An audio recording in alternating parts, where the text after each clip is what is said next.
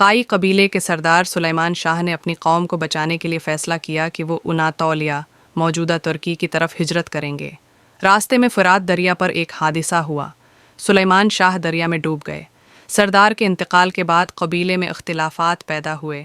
کچھ لوگ واپس خراسان چلے گئے، لیکن ایک گروہ ارطغرل کی قیادت میں اناطولیہ کی طرف بڑھا۔ یہی وہ فیصلہ تھا جس نے آنے والے وقت کی تاریخ بدل دی۔ اس وقت اناطولیہ میں سلجوقی سلطنت قائم تھی، جس پر سلطان علاء الدین کیقباد حکمران تھے۔ ارطغرل نے سلجوقیوں کا ساتھ دینے کا فیصلہ کیا کیونکہ بازنطینی عیسائی سلطنت اور منگول دونوں طرف سے خطرات بڑھ رہے تھے۔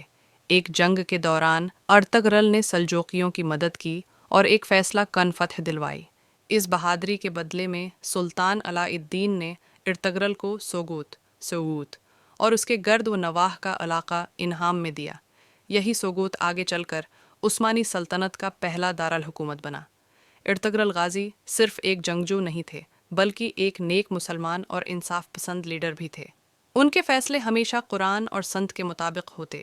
قائی قبیلے میں ہر معاملے میں شورا کا نظام قائم تھا اور ارطغرل قبیلے کے ہر فرد کو عزت دیتے تھے۔ وہ ہمیشہ کمزوروں کی مدد کرتے، ظلم کے خلاف کھڑے رہتے اور اسلام کی سربلندی کے لیے کوشاں رہتے۔ انہی خصوصیات کی وجہ سے ارطغرل قبیلہ صرف طاقتور نہیں بلکہ اخلاقی طور پر بھی مضبوط تھا۔ بازنطینی سلطنت قائی قبیلے کے لیے سب سے بڑا خطرہ تھی کیونکہ سوگوت کا علاقہ ان کی سرحد کے قریب تھا۔ ارطغرل نے اپنی چھوٹی مگر بہادر فوج کے ساتھ کئی بار بازنطینی لشکروں کا مقابلہ کیا اور فتوحات حاصل کیں۔ انہی جنگوں میں سے ایک جنگ نے ارطغرل کو تاریخ کا ہیرو بنا دیا کیونکہ اس نے مسلمانوں کے لیے اناطولیہ کے دروازے مزید کھول دیے۔ ارطغرل کا سب سے بڑا بیٹا عثمان تھا، جو بعد میں سلطان عثمان اول کہلایا۔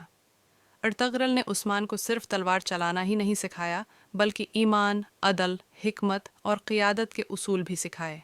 جب